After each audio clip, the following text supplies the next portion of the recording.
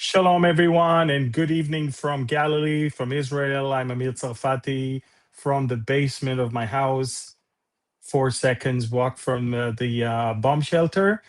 Uh, I'm not at Connect. Probably will be there tomorrow if everything is okay. But just so you know, things have calmed down a little bit, but we don't know if it will stay like that simply because there are some conflicting statements coming from both Iran, Washington, and Jerusalem. And that is exactly why I decided to give you a short and important update regarding the events of the last 24 hours and to give you background, try to explain, and to ask the billion-dollar question: what in the world has happened to President Trump? So let's pray. Father, we thank you. We thank you that you kept us safe as always. You're the keeper of Israel, and that's your name. That's who you are. That's what you do. And we ask that now you will also allow us to understand the times and the seasons and understand also the events and gain better also perspective and also know how to pray. We thank you again in Yeshua's name.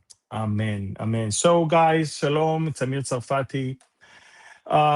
We probably will have Middies and Beyond on Wednesday. We didn't have I mean, we are not having roundtable today because I'm not at Connect. We'll reschedule that one. But you're probably asking yourself, what in the world is going on here?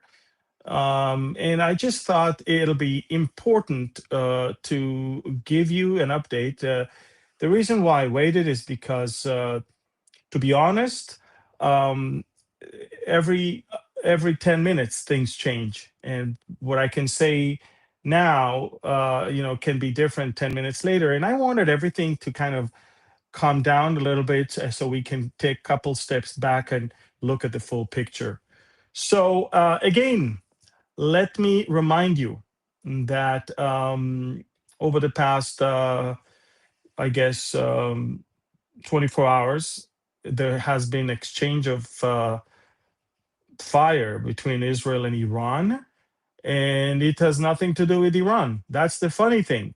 Nothing to do with Iran. Israel did not attack Iran first, yet Israel had experienced 4 waves of ballistic missiles last night and a few more today, all because we actually operated in Lebanon. So you're asking yourself, why would Iran go to war with Israel over something that Israel is doing in Lebanon? I guess a lot of people are asking that, and that is exactly why I decided to explain that to you. So, first of all, let me try and explain something that a lot of people don't know. And that is that over the past more than 25 years, 30 years, Hezbollah has been the arm of the Islamic Revolutionary Guard Corps, which is the IRGC in Iran, in Lebanon. You see, the IRGC is the basically military wing of the Ayatollah regime in Iran. When Khomeini rose to power and arrived from Paris to Tehran on February 1st, 1979, he basically did not trust the army of Iran, the police of Iran. So he basically created a parallel force that will be loyal to him. And that's the IRGC, and that's the Basij forces and others. And so in Iran, there's 2 militaries. There's the country's military, and there is the IRGC, and there is the country's police, and there is the Basij. And so one is totally blindly following the regime, and the other one is, doing the hard work that needs to be done. One is spoiled by the regime, and the other one not so much. Anyway, one of the things that the Iranians started doing in the early 80s already is expanding their and exporting their revolution, the Islamic revolution, and creating arms by exploiting anyway existing conflicts. So there is existing conflict in Yemen. We'll go in and establish our own militias there. There's a conflict in Iraq. We do that. A conflict in Syria. Well, in Lebanon there was a civil war, of course, and Lebanon was divided, and the Shiite community, the Shiite community, was small and not as powerful. And what happened is that Hezbollah was basically created by the Iranians, trained, funded, and sponsored by Iran. And from a small, little, insignificant thing, it grew to be uh, one of the most biggest and lethal terror organization on planet Earth. So big and so lethal that it controls the Lebanese government, the Lebanese parliament, Lebanese military, Lebanese police. And in a way, although the Shia in Lebanon are only 30%, they have the power of 70% when it comes to military, and even more. And so, if in the 1970s, the problem that Israel experienced from Lebanon was the PLO, the Palestinians, Arafat, and all of that, in the 80s, it was replaced by the Iranians and their influence by Hezbollah. And Hezbollah started growing bigger and bigger and bigger to the point that it became bigger than a country when it comes to capabilities. And I know that because almost every day we find more and more underground facilities and storage places and weapons and all of that that are literally showing the insane size and capabilities of that terror organization. It was all funded and supplied by Iran, of course. Now, watch this. One of the major reasons Israel went to war together with America against Iran was the proxies that Iran is using, the Houthis in Yemen, the Iraqi militias, and of course Hezbollah. And of course, they supported Hamas and Islamic Jihad in Gaza and Judea and Samaria. So we're almost done with Hamas. Hamas is pretty much almost lowered to dust. We in Syria, the change of regime caused the Iranians to flee. And now we're left with the Houthis and the Hezbollah, or if I may say, Hezbollah and the Houthis. You all know that Hezbollah uh, was pretty much shocked that Hamas started the war, and yet they joined the war on October 8, 2023. And only in the summer of 2024, Israel was free to move up to the north and take care of that terror organization. And ever since we were, conducting some major operations there, towards November of 2024, there was a ceasefire that agreed by the Biden administration.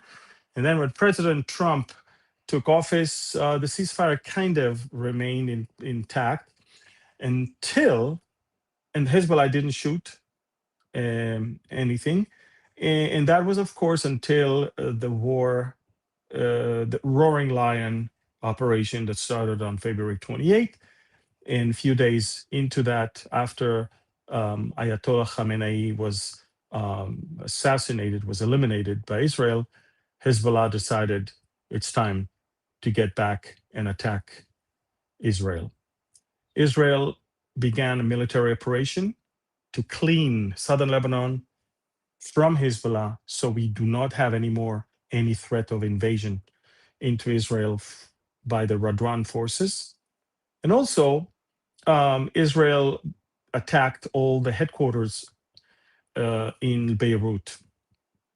In Beirut, there's a whole district called the Dahye, which is the southern part of the city, including the airport and all that area, which is mostly Shiite area, housing 900,000 or 950,000 people. And that's their stronghold, the Dahye.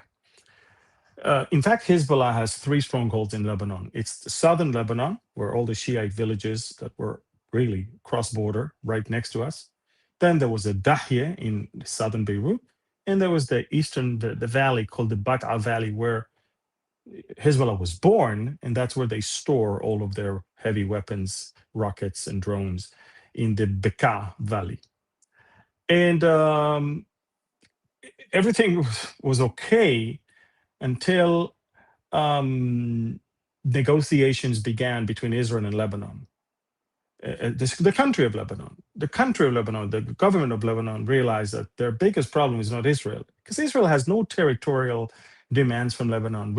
In fact, we would love to live in peace with Lebanon. We would love to have embassies and tourism and collaboration. But the problem is that as long as you have a terror organization that controls your country and exploits all the southern part that is next to you, you can't do that. You have to clean it. You have to disarm them. You have to dismantle them.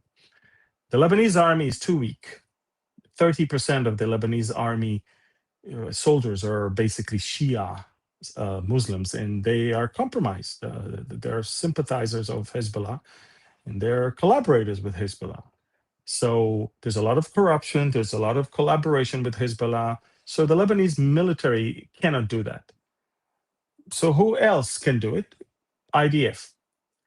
Now, when Iran and Hezbollah realized that the IDF is advancing in southern Lebanon and moving more and more and taking more and more land, and by the way, this time, unlike any other time before, we raise every house that was basically a military outpost. Every place where Hezbollah was hiding, operating from, or storing weapon is now leveled to the ground.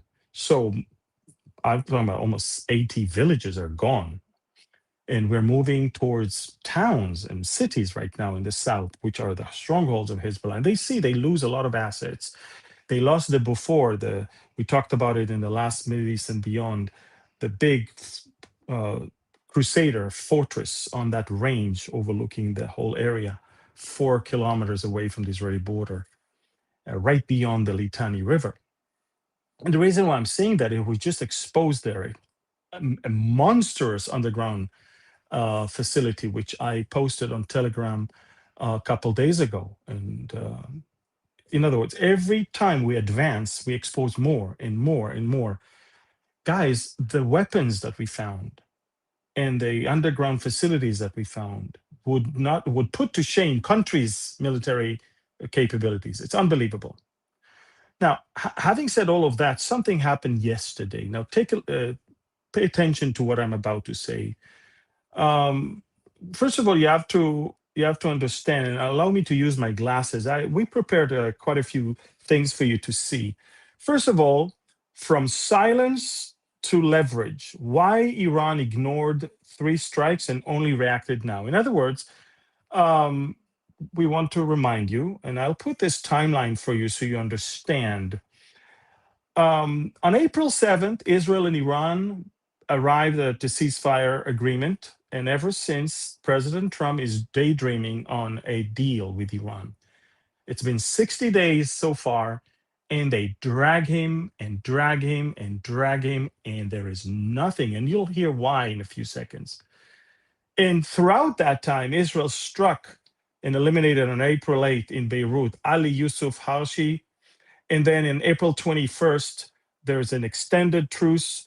And on May 6th, we attacked the Radwan Force commander Malek Balut.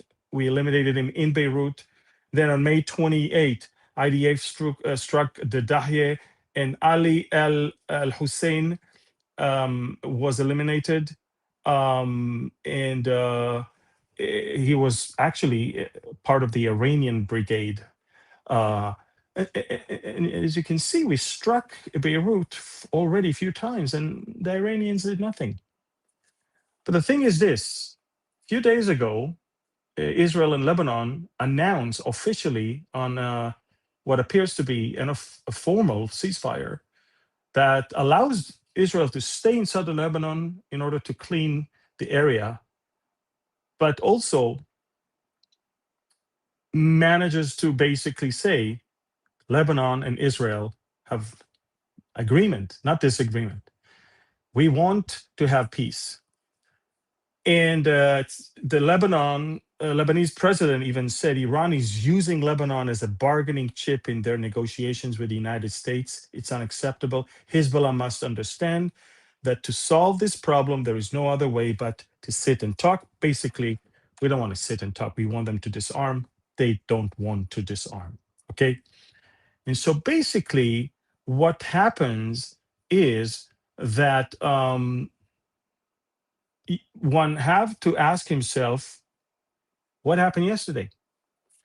Well, the Iranians, after they saw that the Lebanese government is talking to us and Hezbollah was kind of left out of this whole equation, Iran said, wait a minute, if Israel will attack in Beirut, once again, we will attack Israel. Excuse me, we have a problem with Hezbollah, not. Of course, we have a problem with you, but you guys sit quietly and talk with President Trump. We have a problem on our border. Well, guess what? Israel said during the ceasefire agreement that we will stay and attack only in southern Lebanon. But if Hezbollah will cross the border with rockets and drones into Israel and attack Israeli civilians, not soldiers, Israeli civilians in towns and villages, we'll strike Beirut. And that's exactly what happened yesterday. Everybody knew that Israel will strike Beirut if we will be attacked. And guess what? The Iranians told Hezbollah, shoot rockets towards northern Israel. We want, excuse me, we want to see what's going on. And sure enough, Israel struck the Dahya in Beirut. Now, we didn't kill anyone important, or we just made it clear. That's the new equation. You strike Israel, we strike Beirut. Well, Iran is now saying, well, of course, we have to fulfill our promise. We promised that we will strike Israel if Israel strike Beirut. So during the night yesterday, 4 waves of rockets kept me and my son in the bomb shelter for a few hours, and even this morning. Now at 4 a.m., 4:20 a.m., Israel responded with a flyover into Iran, and we destroyed quite a few things there. Everything is detailed on Telegram. One of the things that we destroyed is the petrochemical industry, that is a main source of income for the regime. But we also eliminated every defense system that they restored and added after the war stopped. So we basically cleaned radars and all of the things that could stand on our way for future attacks are now gone, which means we sent a message. We're getting ready for another round if you play with us. And sure enough, Hezbollah, Lebanon, excuse me, Iran started this exchange of fire. Israel decisively reacted, and this is the first time after the Israeli strike that the Iranians are not striking again, and they actually said, okay, that's it. But they said something very interesting. They said, that's it, but if Israel will strike southern Lebanon again, we are going, or Beirut, we will strike even more forcefully. Now you have to understand all of that. And I wake up in the morning to see what the Israeli ambassador basically wrote, and he said, Iran fired, and that's before there was a new wave of rockets this morning. He says, Iran fired 11 ballistic missiles at Israel today. He wrote it last night in America. Each one of those missiles can level an entire neighborhood and kill hundreds. He basically says, don't look at the outcome, look at the intention. Because nobody died, that doesn't mean that we need to overlook this. A lot of people could have been dead. And then he says, no self-respecting country in the world would tolerate such an attack, and neither will Israel. Israel is now targeting Iranian surface-to-surface missile launch sites, as well as infrastructure facilities related to the energy sector. The people of Lebanon, now watch this, the Israeli ambassador to the United States who is also leading the delegation with the Lebanese, the talks with the Lebanese, says the people of Lebanon have rejected Iran's proxy Hezbollah and have told Iran to get out of their country. If Hezbollah fires at Israel, once again, the equation, if Hezbollah fires at Israel, its command centers in the Dahye will be hit hard. This has nothing to do with Iran. Everyone has had enough of this maniacal Iranian regime. And just so you know, that's what the Israeli flyover early this morning looked like. We destroyed all of these defense systems that they have restored and placed since the end of the war. And again, we also struck the petrochemical industry as well. This is one of the videos of what we did during the night. There you go. A dismantling of an aerial defense system. There you go. Secondary explosion because they had rockets in those launchers. And so that one is gone. Meanwhile, we also struck other sites, and you can see the explosions in the streets of Tehran as well this morning. By the way, the Iranians were very happy to see that. And that's basically what we see. Now, if you're asking yourself, folks, if you're asking yourself, why did Iran strike now? How come before they were overlooking this and now? For months, Israel repeatedly struck the heart of Hezbollah's stronghold in Dahye, Beirut, with no Iranian response. Iran's sudden decision to respond now isn't about defending Lebanon, it's about exploiting Washington through two strategic goals. Take a look at this. Leverage to force better terms, major concessions, and critical sanctions relief at the negotiating table, and also drive a wedge between Netanyahu and Trump, drive a strategic wedge between the United States and Israel by manufacturing an escalation that the US desperately wants to avoid. I also want you to know that one of the things that the Iranian ambassador to Moscow wrote is this. Now, watch this. In the middle of all of this, he said, the Strait of Hormuz will remain open, but under new conditions to be determined by Iran and Oman, including the imposition of transit fees for ships passing through. When he did that, I realized, okay, that's it. He basically exposed their real intention in this whole escalation.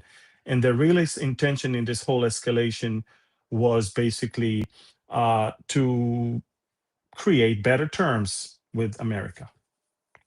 Now, allow me to now speak about the United States. And I'm trying to stay calm. I'm trying to stay thankful, respectful. But at the same time, there are things that have to be said. Ever since Trump returned from China, and I have no clue what President Xi told him, what is it that he decided right there. But since he came back, Israel became a liability rather than an ally.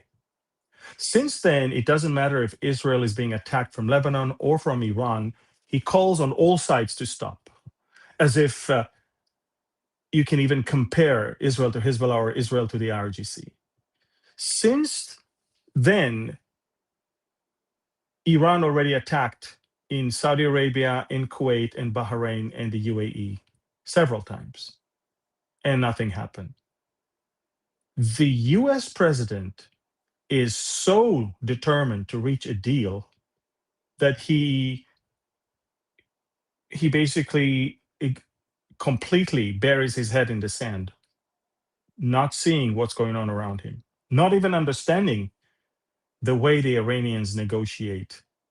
What we see, this escalation that was premeditated and manufactured by Iran, as I said, there was no reason for Iran to fire rockets at Israel. This is a business of Israel with Lebanon and Israel with Hezbollah. It's nothing to do with Iran.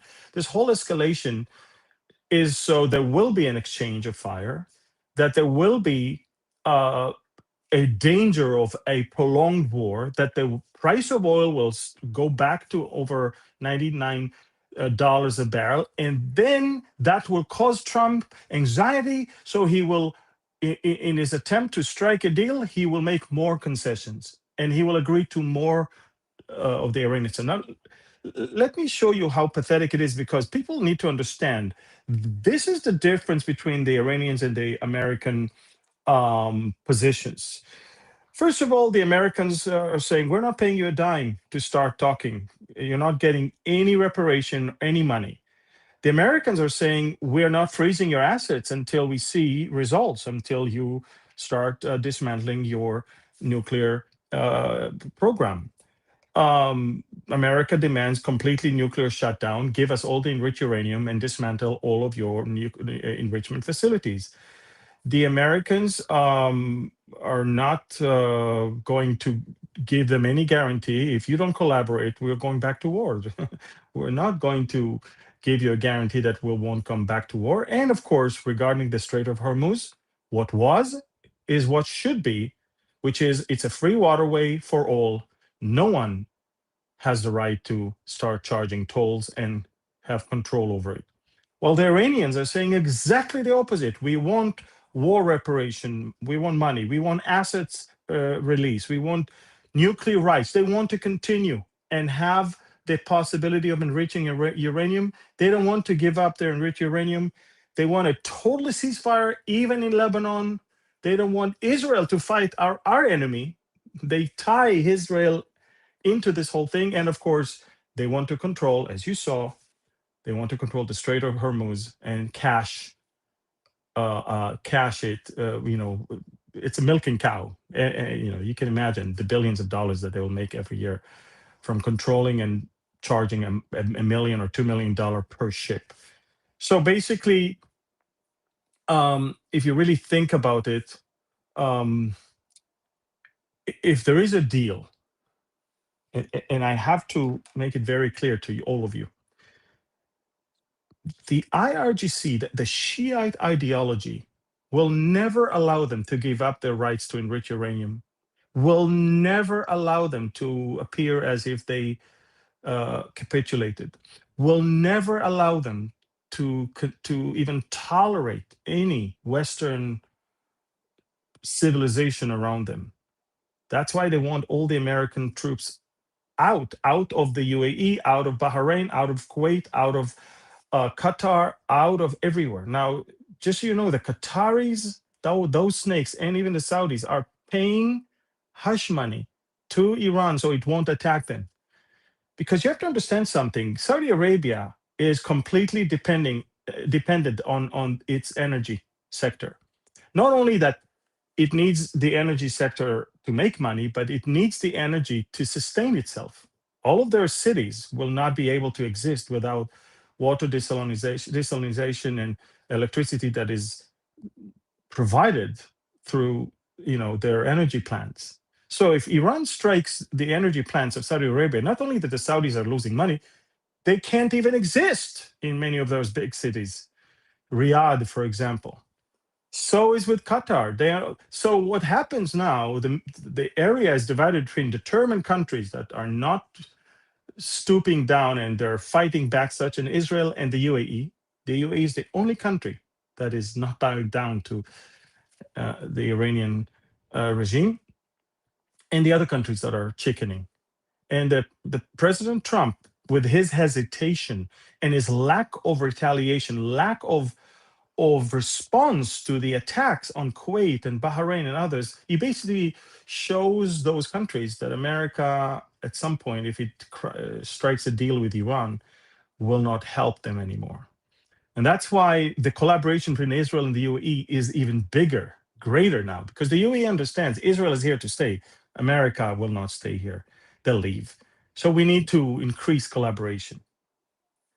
And that's where we are right now. We're at the point where the President of the United States somehow is getting bad advices from his vice president and from Kushner and Witkoff. And I guess Rubio and Hegseth are in the backseat now. And he doesn't understand the language of the Middle East. He doesn't understand that he's being played.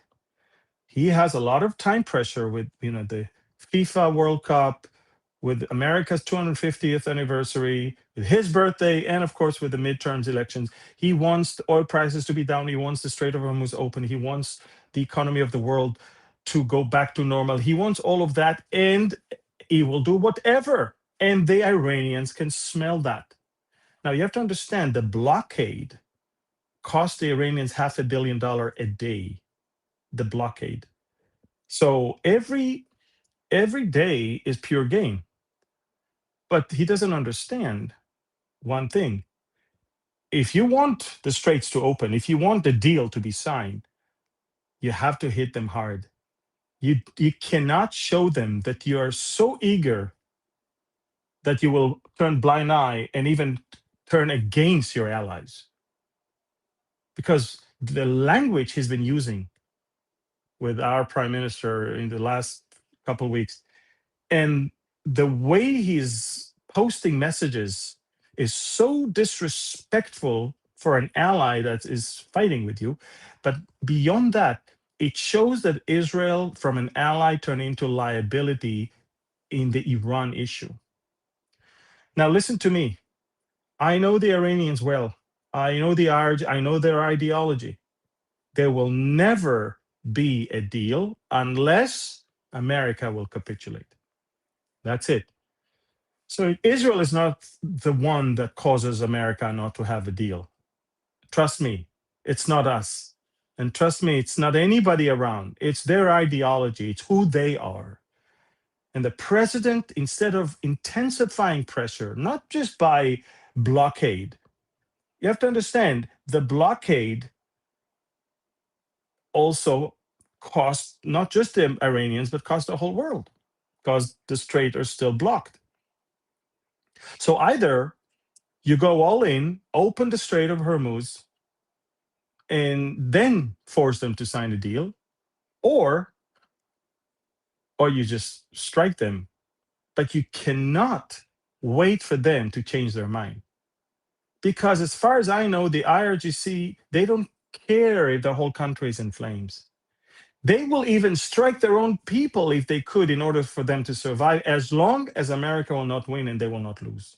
That's their ideology. And I'm not sure what happened to the president. He used to be different. He used to not just speak differently, but also act differently.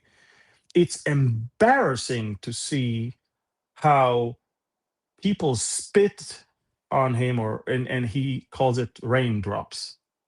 It's embarrassing because we love him, we care for him, we care for America. And America's image now is not good in the Middle East. Now you're probably going to say, "Yeah, Amir, you're so unthankful, you're so ungrateful." No, I'm not. I'm totally on the American side here. I'm just saying he's ill-advised. This is not how you speak to the Iranians. That's not. Now Israel, we know how to speak with these people. We continue to strike. We just struck in Lebanon just an hour ago. We will continue because this is our enemy. They shoot rockets at us. They shoot drones, they launch drones at us. They kill our own people. We're not going to wait, pretend there's nothing just because the Iranians are dragging their feet for an imaginary deal that will never be signed. And even if it's signed, do you really think they're going to fulfill their part? Do you really think? It's so embarrassing that you sit and talk to those liars. They'll tell you whatever you want to hear, and then when time comes, they'll never implement it.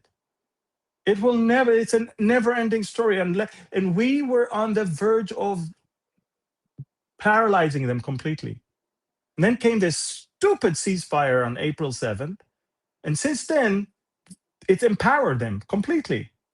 Now, Israel cleaned a little bit early this morning, their defense systems, radar systems, and stuff like that, because we know we're going to have to go back there. We know we're going to, by the way, America did not help us over the past 24 hours. We did everything by ourselves, the interception as well as the strikes. Interception of rockets towards us, And by the way, we've learned a lot from the recent war. We have tweaked and and worked and improved our systems. We've we've debriefed every single event where a problem happened, and we fixed all the bugs. We fixed all the issues. I mean, literally 20 something rockets from Iran and nothing happened. Nothing. And the reason why I'm saying that is because if you don't want to do it, let us do it. But don't treat us like a mosquito, like a liability, or like some we're bothering you. No, we're your allies, we're your friends, and you will never have peace with the Iranians unless you are in a position to, with your boot, s- stump on their head. I'm talking about the IRGC. Now, over the last few days, I see a lot of because now internet is back in Iran, and over the last few days, Iranians are posting photos and videos, and they're staying anonymous, but they're showing uh, little signs that they write: "Arm us." They're begging, "Arm us, give us weapons. We know what to do. Arm us." Now, I'll spare from you this fiasco that happened right at the beginning of the war, when the US vice president leaked to the Turkish president that the plan is to arm the Kurds so the Kurds will invade from the south and destabilize the regime and give weapon to the people. Erdogan immediately called the president and got him off this idea, and that's why we are where we are right now. Now, I don't get me wrong. I know Bible prophecy, and I definitely know that Iran will come against Israel in the future. I understand that, but that doesn't mean that we need to sit and allow them to do what they want right now. We need to always do the right thing. We need to always fight the good fight. We need to always strike if needed, and we should never capitulate to this evil, satanic, diabolic regime. So, and the most shocking thing is to hear that Israel needs to stop and Iran needs to stop. Israel needs to stop and Hezbollah must. We're we- we're being put together as if it's the same. And then the president a few days ago said, "If I wasn't there, if it was not for me, Israel wouldn't exist." Now, if these type of things, when you say that, I don't envy you. These are the type of things that are not good for any world leader to say if he is God fearing. So I'm not sure what we're watching, but we are watching the beginning of a silent separation between the two countries. And it's very strange, very sad, but I guess predictable. As a Bible teacher, I know that nobody's going to come and stand and help Israel in the coming war, the next war. So what's going on? It seems like we are watching already that separation. Very interesting. So I just I want to just explain to you how Lebanon is being used by Iran as a way to leverage, gain leverage in this negotiations with America, and as a way to drive a wedge between Israel and America. And the poor Lebanese, they don't want to play that part. They most of I just posted on Telegram, and by the way, a lot of you, I don't know if you understand how important it is to follow us on Telegram. And that QR code that you see on top of the screen, this is the way, guys. This is the only way you can get news. I'm telling you, A lot of people are leaving Telegram because they have hard time. They don't understand how to deal with that. We're going to address that and help you. But I want to tell you something. This is where you get unfiltered news. But I just posted um, uh, a message that and here it is. That's the post. This is a paper, okay, that the Lebanese Christians left for the IDF, and they left that in their house. And while Israel demolishes the near border Lebanese Shiite villages used by Hezbollah as their front outpost, the Christian villages are left untouched. And look what they said. Hello, dear. The Christian Lebanese. By the way, their F 16 is flying right now. About. Hello, dear. We are Christian and we love you. And we thank you for empty Lebanon from the yellow, from Hezbollah. Please keep our house because no one helped us to renew renewed. We have children and no money, and now we need to leave safe. Please let us back. Thank you. Basically, they're saying, guys, we had to leave because there's war, but please don't destroy our house. We love you. We're Christians. We thank you for cleaning this area from Hezbollah. Hezbollah is exploiting us also. Please don't, we don't have money to have to rebuild the house. And by the way, those Lebanese Christian villages are untouched. We leave their houses. They were not used by Hezbollah and they're not sympathizers of Hezbollah. And why would we touch it? But they love us and they thank us. And that's not just the Lebanese community, the Christian community, but that's also the Druze and that's also the Sunni Muslim community. They all understand that Lebanon's disaster is the Shiites and Hezbollah. I've never seen so many pro-Israel and pro-peace with Israel voices as I see right now. So I want to, first of all, I want you to pray for the Lebanese people.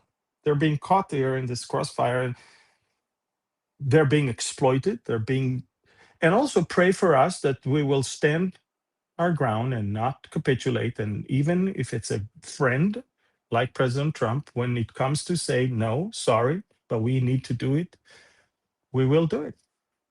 I'm sure that President Trump prefers that we do not strike in Beirut and prefers that we will not strike in Iran. But hey, we warned them, don't shoot at us. And they did. What do you expect us to do? Sit and act if nothing happened? Just because nobody got hurt? Because we have great defense systems? We need to stop doing that. Those huge ballistic missiles can wipe out a whole neighborhood. The reason why they don't is just because we invested billions and we worked so hard to get defense systems, which by the way, we sell to the whole world because we care about our people. We don't build underground tunnels for terrorists. We build shelters for our people and we build defense systems. And so the president cannot say, oh, nobody got hurt, so let's finish with it. No. 20 ballistic missiles could wipe out a whole city in Israel.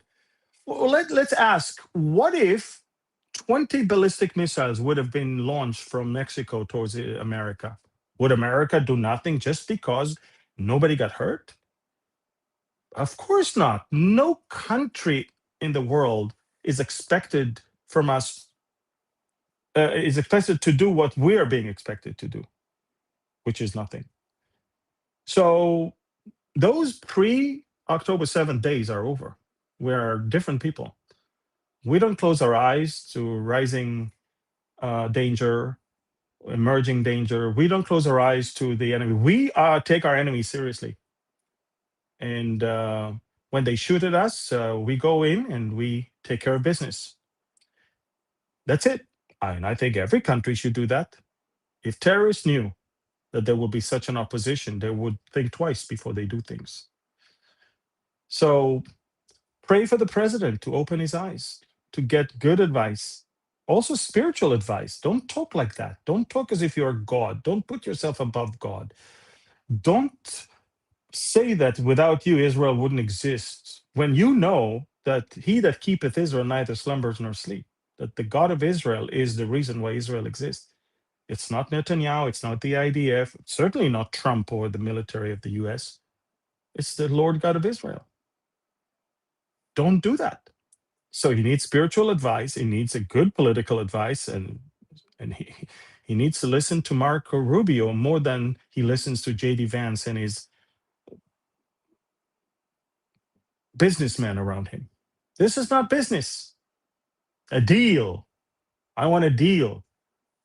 Well, what deal do you want? That they say we will not develop nuclear weapon, and then you know they will. That they say we will never purchase nuclear weapon, but you know they will. What? How do you think their word can even mean anything when their ideology tells them to do that? And that's it. So pray for President Trump. Pray for the Prime Minister of Israel that has to deal with both our enemies and friends that are turning on us. Also pray for the Lebanese people. And pray for the brave Iranian people that are asking, arm us, give us something. We know what to do. So many good people suffer and the bad people get, it reminds me, every Shabbat, the Jewish people are reading in every synagogue. um, they're reading Psalm 92, which is the only psalm that was written for the Sabbath day. I don't know if you know that. Um, a psalm is sung for the Sabbath day. And it says this: Lord, how great are your works. Your thoughts are very deep. A senseless man does not know, nor does a fool understand. When the wicked, listen, when the wicked springs up like grass, and when all the workers of iniquity flourish, it is that they may be destroyed forever. So sometimes in the temporary, we see the wicked spring up and the workers of iniquity flourish. But in the eternal perspective, they will be destroyed. So sometimes we're very frustrated when the bad guys are having their way and the good guys are suffering. But I want to remind you that there is a God and he will judge, and the wicked ones are destroyed forever. And the eternal is far more important than the temporary one. So pray, and I'll keep you posted as much as I can with more. But I want to encourage you to pray for President Trump to open his eyes. Pray for Netanyahu. Pray for the people of Lebanon, the people of Iran. And pray that evil will always be defeated.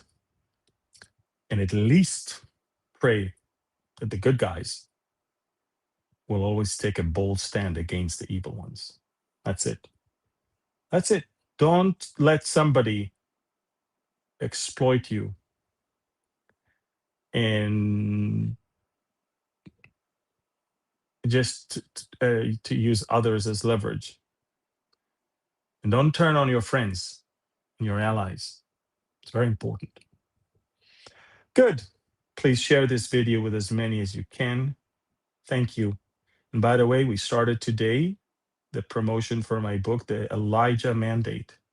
Guys, it will bless you so much. And if you have unbelieving friends and family members, please get it for them. You'll see why when you read it. You'll cry. The Elijah Mandate book.com is where you can get a hold of it, either on Amazon or Christian Book. Again, the Elijah Mandate book.com. One word, the Elijah Mandate book.com. And let's make it a bestseller. Let's by the way, Hobby Lobby will also have it in all of their brick and mortar stores. I mean, let's get it. Let's pre-order it and let's get it out there to all people around. It's a two coffee, uh, two, two, two cups of coffee, and you get to do a good thing for yourself and for your family and for people around you. Also, thank you for those who prayed about donating to Behold Israel. We need it.